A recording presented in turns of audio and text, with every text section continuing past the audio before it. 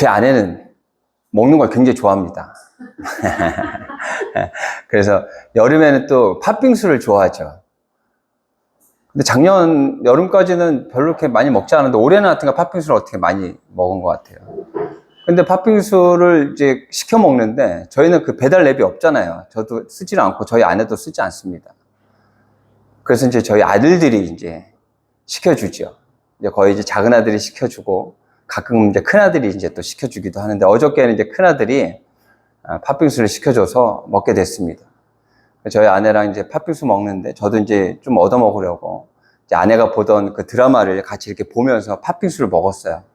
근데 그 드라마의 내용을 이제 지금 말씀드리려고 제 팥빙수의 이야기를 한 겁니다. 제가 계속해서 텔레비 보고 있는 게 아니라 팥빙수 얻어 먹으려고 TV를 잠깐 본 거예요. 근데 그때 봤던 내용을 말씀드려볼게요. 두 변호사가 나와요. 이혼 변호사입니다. 이혼 변호사 둘이 나와서 그 내용을 말씀드려보면 이제 두 명이 나와서 의뢰인들에게서 의뢰받은 그 내용들을 가지고 소송을 하죠. 그런데 이제 그 두 명 다 아주 좋은 내용으로 승소하게 돼요. 그래서 그 의뢰한 분들이 굉장히 이제 만족스러워 하시죠. 근데 이제 그 의뢰자들이 뭐라 그러냐면 사실은 처음부터 당신에게 왔던 게 아니고 저 상대방 변호사에게 갔었는데 그 사람이 당신이 더 잘 맞을 것 같다고 당신에게 가라 그래서 왔다 이렇게 얘기를 하는 거예요. 이제 그 의뢰인 둘 다 상대방 변호사한테 갔었는데 근데 그 변호사들이 제가 아니라 저쪽 상대방 변호사한테 가는 게 본인에게 더 이로울 것 같습니다. 그래서 왔다는 거예요. 그래서 좋은 결과를 이제 얻은 거죠. 제가 얘기하고 싶은 거는 그 서로 이제 변호사 이 두 분이 이제 그 제목이 뭐냐면 굿 파트너예요. 굿 파트너. 좋은 파트너인 거예요. 두 분이. 두 사람이 좋은 파트너여서 서로에 대해서 잘 알고 있는 거예요.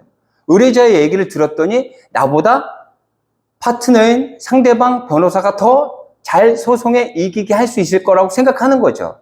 그렇게 생각할 수 있었던 것은 상대방 그 변호사를 잘 알고 있었다는 거예요. 그래서 결과적으로 좋은 결론을 얻게 된 거죠. 제가 오늘 우리 말씀의 제목을 굿 파트너라고 지었습니다. 우리는 하나님과 좋은 파트너가 돼야 하지 않을까라는 생각을 해요. 이 두 변호사가 서로를 잘 알았기 때문에 거기에 잘 맞는 사람이 누구겠다 생각하고 그렇게 보냈던 것처럼 우리도 하나님을 잘 알아야죠. 하나님은 우리에 대해서 잘 알고 계셔요. 왜? 하나님께서 우리를 만드셨기 때문에 하나님은 우리를 잘 알고 계셔요. 성경에 보면 우리의 머리카락까지 수를 셀 수 있을 정도 우리를 잘 아신다 그래요. 문제는 뭐냐면 우리가 하나님을 잘 알아야 하는데 우리의 신념, 우리의 생각, 우리의 방식으로 하나님을 자꾸만 재단하다 보니 크신 하나님이 어떻게 해요? 자꾸만 조그만 하나님이 돼버려요. 능력의 하나님이 어떤 때는 능력이 없는 하나님이 돼버린다니까요. 오늘 말씀은 있잖아요. 하나님이 어떤 분인지 명확하게 이야기하고 있습니다. 오늘 말씀을 통해서 하나님이 어떤 분인지 명확히 알고 그래서 하나님과 좋은 파트너가 되시는 여러분들이 되시길 바랍니다. 1절부터 6절까지 제가 한번 쭉 읽어볼게요. 하늘이 하나님의 영광을 선포하고 궁창이 그의 손으로 하신 일을 나타내는도다. 날은 날에게 말하고 밤은 밤에게 지식을 전하니 언어도 없고 말씀도 없으며 들리는 소리도 없으나 그의 소리가 온 땅에 통하고 그의 말씀이 세상 끝까지 이르도다. 하나님이 해를 위하여 하늘의 장막을 베푸셨도다. 해는 그의 신방에서 나오는 신랑과 같고 그의 길을 달리기 기뻐하는 장사 같아서 하늘 이 끝에서 나와서 하늘 저 끝까지 운행하며 그의 열기에서 피할 자가 없도다. 우리가 받고 있는 우리가 살아가는 모든 자연을 누가 만들었냐면 하나님이 만들었다는 이야기를 지금 하고 있는 거예요. 하나님께서 자신을 우리에게 어떻게 보이셨냐면 일반 계시와 특별 계시로 보이셨거든요. 일반 계시는 자연을 이야기하면 되고요. 특별 계시는 성경을 이야기하면 돼요. 제가 예전에 그 대학원 다닐 때 굉장히 유명한 구약학 교수님이 있었어요. 근데 그분이 이제 그 구약 그 주석을 씁니다.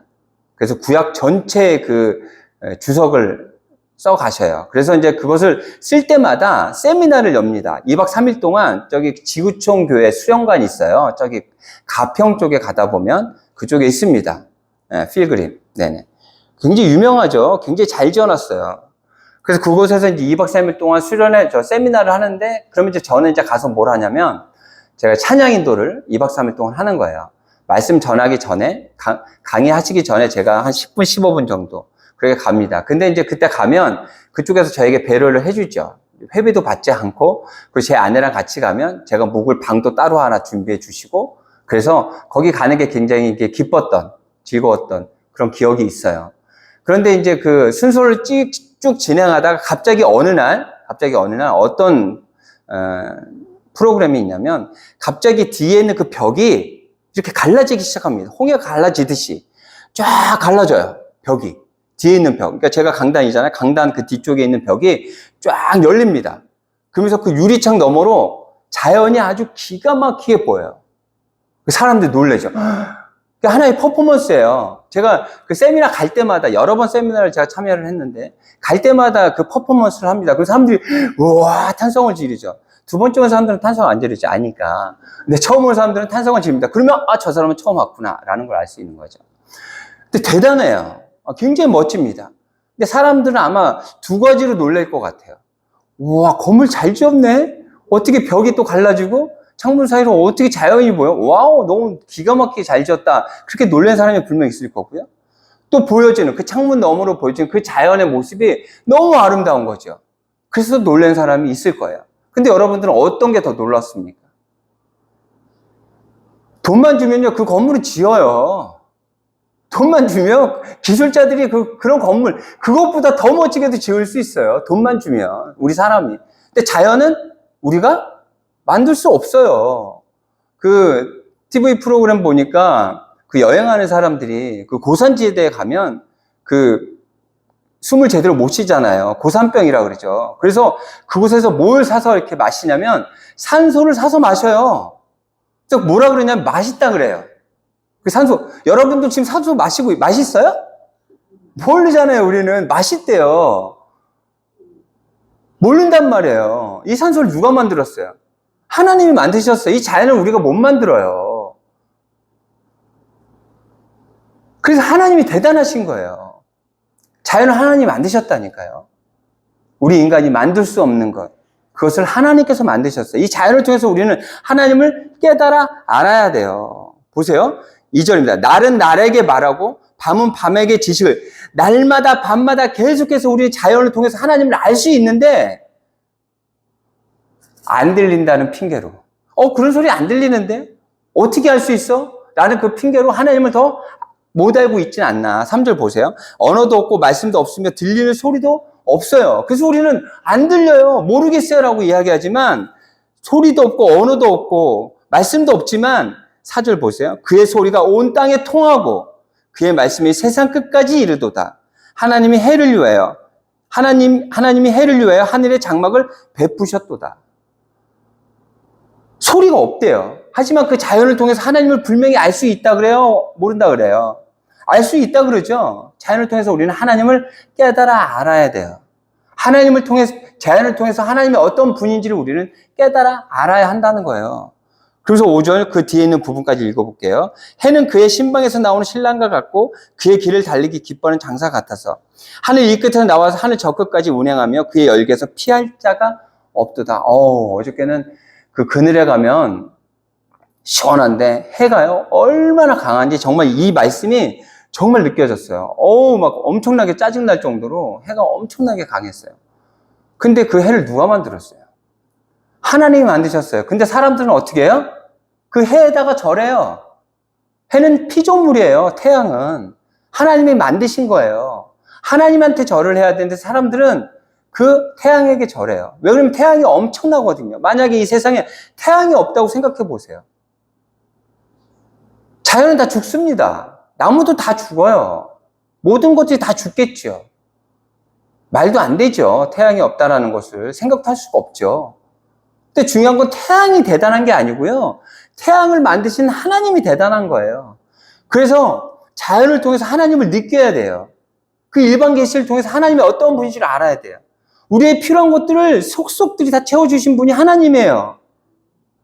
하나님이 그렇게 세심하시고 신실하시고 긍휼하신 그 하나님이 우리의 하나님인 거예요. 자연을 통해, 일반 계시를 통해 우리는 하나님을 알았어요. 그렇다면 특별 계시, 말씀을 통해서도 우리는 하나님을 알아갈 수 있죠. 근데 법이 굉장히 중요합니다. 이 율법이 있잖아요. 율법을 통해서 구원함을 얻는 게 예수 그리스도를 믿어야 돼. 이 말은 정말 맞는 이야기죠. 그렇다면 율법이 다 필요 없는 거예요? 아니요. 율법도 하나님께서 주신 거예요. 그것을 지켜야 돼요. 법을 지켜야 돼요. 제가 아침에 산에를 가는데 저희 집 앞에 대학교가 있어요. 근데 대학교 앞에 갑자기 저쪽에서 오토바이 2대가 아주 경음을 내면서 막 오는 거예요. 와, 근데 둘 다 여자예요. 목소리가 여자야. 그래서 한번 쳐다보게 되잖아요. 근데 뒤에 보니까 배달 그 박스가 이렇게 있는 거 보니까 밤새 배달한 친구들인 것 같아요. 근데 그 친구들이 갑자기 이러는 거예요. 우리 대학교 한번 들어가 볼까? 이렇게 하는 거예요. 그래서 들어가 보자 뭐 이래갖고 둘이 이제 들어가는데 대학교를 지나왔어요. 그럼 어떻게 들어가야 돼요?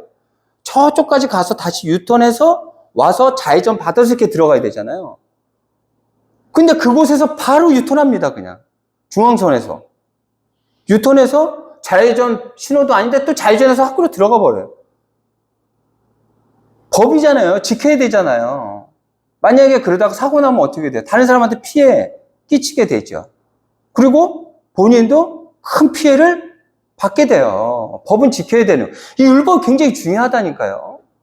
하나님께 주신 율법이 있잖아요. 가치가 없어서 율법이 중요한 게 아니야 라고 얘기한 게 아니라 예수 그리스도로 통해 구원함을 얻는 것이 너무 중요하기 때문에 그거에 비하면 그런 거예요. 하지만 구약시대 때는 율법을 통해서 하나님을 만났고 하나님의 말씀을 지키며 살았던 것을 우리는 알 수 있어요. 율법을 지켜야 됩니다. 7절부터 제가 한번 쭉 읽어볼게요. 여호와의 율법은 완전하여 영혼을 소송시키며 여호와의 증거는 확실하여 우둔한 자를 지혜롭게 하며. 보세요. 완전해요. 그래서요 영혼을 소송시켜요. 그리고 여호와의 증거는 확실해갖고 우둔한 자에게 지혜를 줍니다. 8절입니다. 여호와의 교훈은 정직해요. 그래서 마음을 기쁘게 하고요. 여호와의 계명은 순결해서 눈을 밝게 한대요. 그리고 9절 여호와를 경외하는 도는 정결하고요. 영혼까지 이루고요. 여호와의 법도 진실하여 다 의롭다라고 이야기하고 있어요. 그래서 뭐라 그랬냐면 10절 곧 많은 승금보다 더 사모할 것이며 꿀과 송이꿀보다 더 달도다. 우리는 금을 사모하죠. 물질을 사모하죠. 왜? 있으면 편하잖아요. 더 많은 것들을 누리며 살 수 있잖아요. 제가 일하다 보면 많이 갖고 있는 사람, 또 그렇지 않게 일반적인 평범한 사람을 이렇게 만날 기회들이 있어요. 그런데 더 많이 갖고 있는 사람들이 더 박해요. 어떤 때는. 그렇지 않은 분도 있죠. 일반적이진 않아요. 그런데 제가 봤을 때는 좀 가지고 있는데 너무 박하신 거 아닌가 하는 생각이 드는 분들이 있어요. 그래서 제가 어떻게 생각하냐면, 가지고 있는 것이 얼마나 편리하고 좋은 건지를 알기 때문에 더 아끼는 건가? 하는 그런 생각을 해요. 우리는 물질을 중요시 여기죠. 그런데 이 말씀이 있잖아요. 그 물질보다도 더 사모해야 되고요. 꿀보다도 가장 단 게 뭐예요? 꿀이잖아요. 꿀보다도 더 꿀 같다라는 거야. 더 달다고 이야기해요. 이 말씀을 지키며 살아가야 하는 그 이유 중에 가장 중요한 것을 이렇게 이야기하고 있어요. 그러면서 여러 가지 이야기를 하셨죠. 근데 저는 오늘 여기서 이 이야기만 하고 싶어요. 8절입니다. 여호와의 계명은 순결하여 눈을 밝게 하시도다. 순결해서 눈이 밝아진대요. 우리는 나름대로 신념이 있어요. 그렇죠? 그러다 보니 다른 사람의 이야기는 듣지 않으려고 그래요. 내 이야기가 맞다. 내 신념만 가지고 다른 사람의 이야기는 듣지 않으려고 그래요. 다른 사람의 이야기를 들어야 돼. 다른 사람의 이야기를 들으려면 눈이 밝아야 되는데 그러려면 순결해야 된대요. 한쪽으로 치우치면 안 된다는 거예요. 근데 그 한쪽으로 치우는 그 편향된 그런 모습 있잖아요. 일반적인 사람한테 있어도 많은 폐해를 주죠. 그런데 권력을 갖고 있는 사람이 그런 신념을 갖게 되면 있잖아요. 얼마나 큰 피해가 있는지 몰라요. 이 말씀은요, 우리를 순결하게 해요. 그래서 우리의 눈을 밝게 해서요, 이 성경을 제대로 볼 수 있게 한다는 거예요. 우리 성경 그렇게 다가가야 돼요. 내가 배웠던 것, 내가 아는 것, 그 지식이 다가 아니라는 것들을 내려놓고요, 하나님의 말씀을 통해서 내가 깨달아 알아야 한다라는 그 마음 자세로 성경으로, 말씀으로 나아가야 한다는 거예요. 이렇게 말씀은 우리에게 굉장히 중요합니다.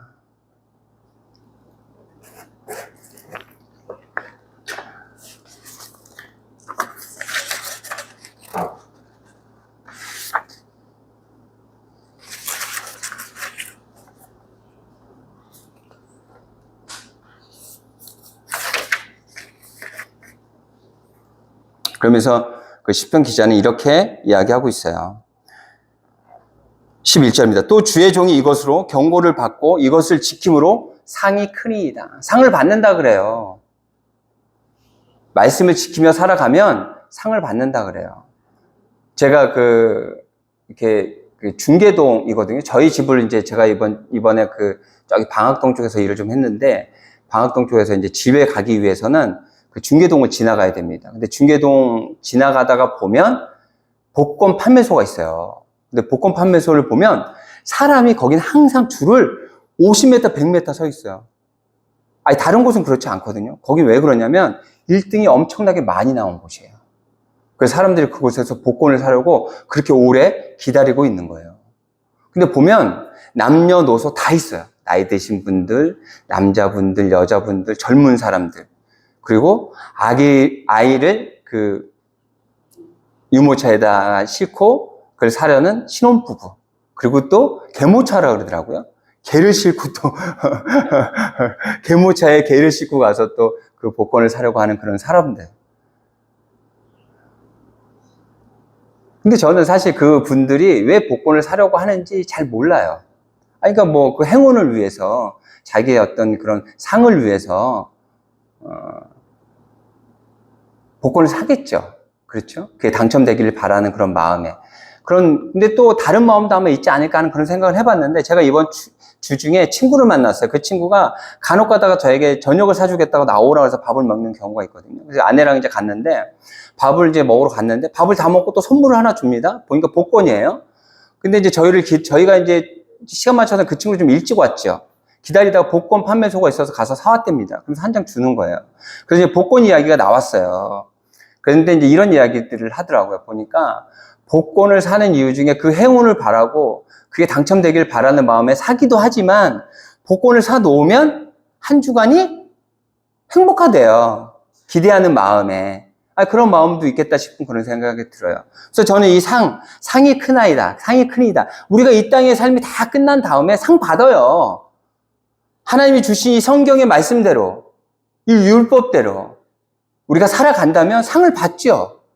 그런데 그 말씀대로 살아가는 그 과정이 있잖아요. 나중에 중요한 게 아니라 이 말씀으로 살아가게 되면 그 말씀을 살아가는 그 산 자체가 상이에요. 말씀과 함께하는 그 삶의 그 내용이, 그 인생이 기쁨과 감사가 있다라는 거예요. 14절입니다.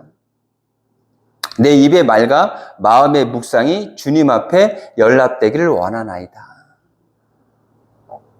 인생을 살아가며 말씀을 마음속에 품고 묵상하고 또 그것을 소리내서 입으로 고백하고 하는 그런 삶이 저는 상이라고 생각해요.